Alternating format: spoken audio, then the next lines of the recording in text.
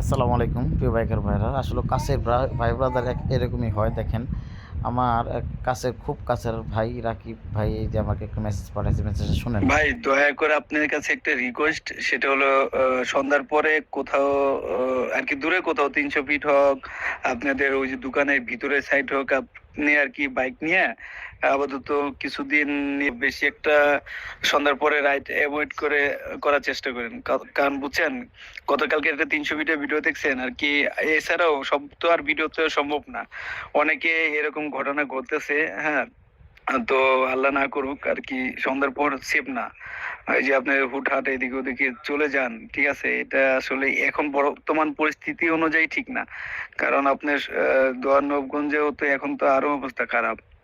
তো একটু দেখে শুনে চলেন, যে খুব জায়গাটা খারাপ। হ্যাঁ, তো যতটুকু সেভে রাইড করা যায়, দিন সকালে চেষ্টা করবেন এক এক জায়গায় পৌঁছানোর জন্য। যান, সমস্যা নাই, কিন্তু দিন সকালে আসার চেষ্টা করুন, দিন সকালে যাওয়ার চেষ্টা করুন। সন্ধ্যার পরে রাইড দেওয়ার চেষ্টা করেন না, ঠিক আছে?